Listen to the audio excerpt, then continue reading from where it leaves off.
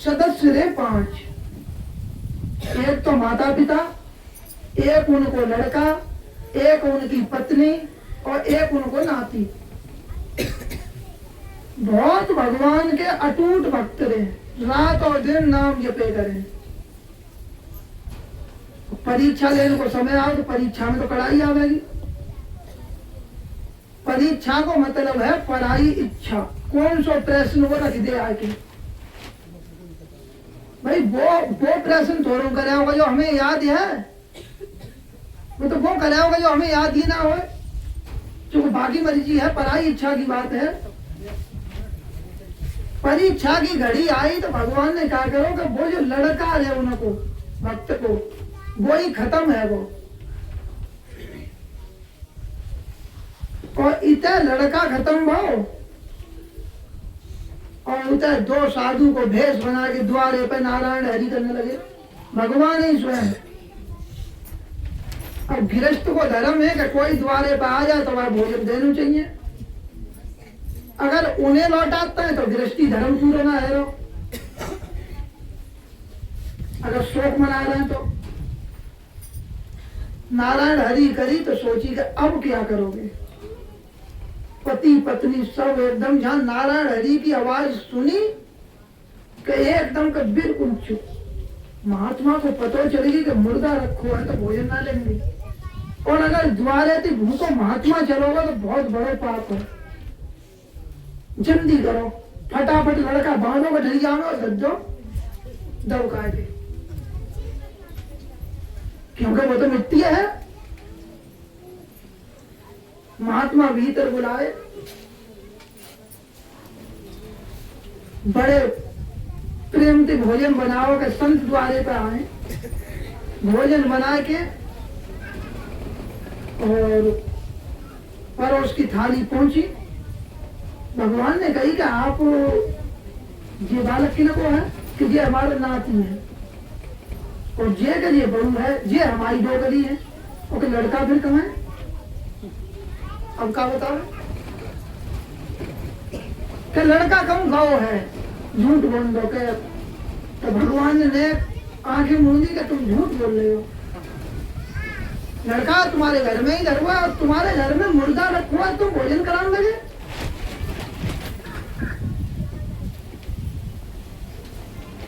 और थाली उन्होंने सबको परसवा दी तो तुम भोजन करो। तब कहीं का वो लड़कों को बुलाओ कहाँ है।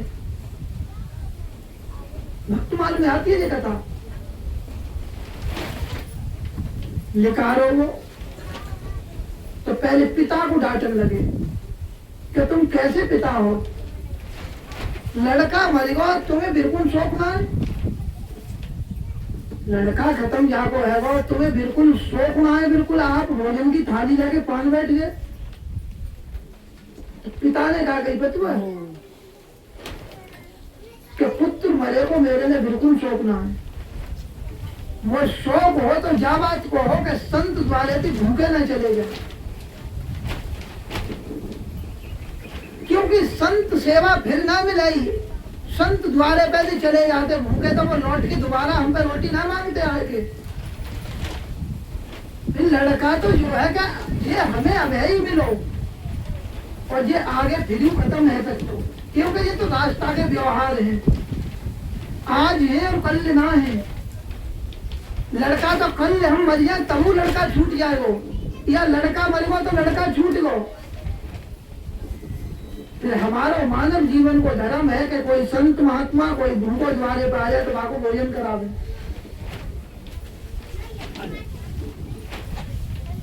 जब हम भगवान के भक्त हैं और हमारे ही द्वारे से जब संत महात्मा भूखे चले जाएंगे तो दूसरे के यहाँ कहाँ भोजन मिलेगा।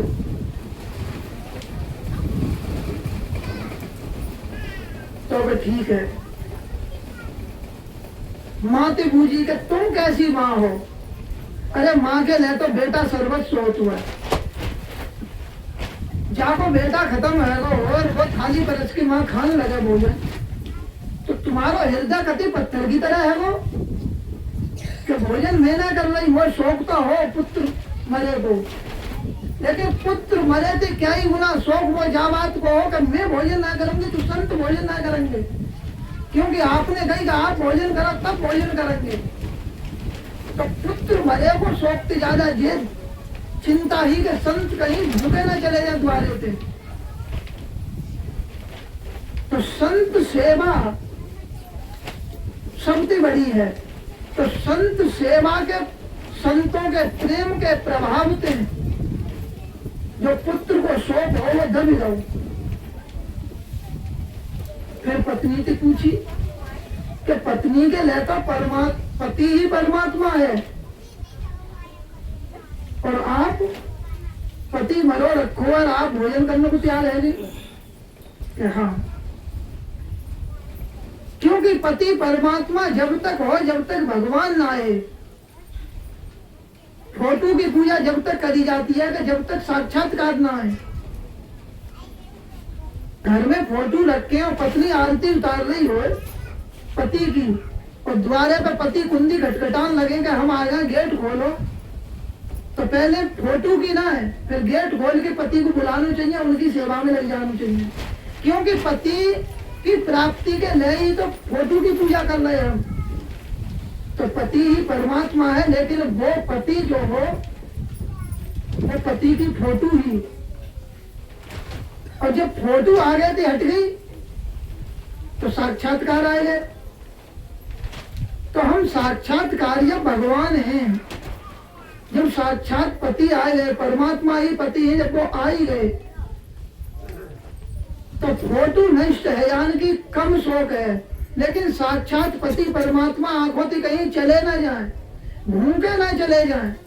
इनकी सेवा है या जितनी बने उतनी, ताकि न में भोजन पान लगी, क्योंकि आप तो साक्षात हैं।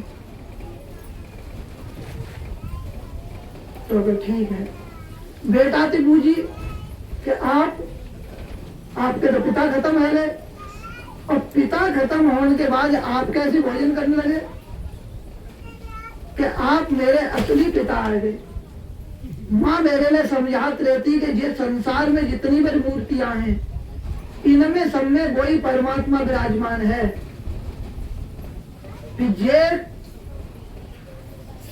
लोकल मूर्तियां हैं भगवान की बनाई हुई है, ये कब नष्ट है या कोई पता ना है।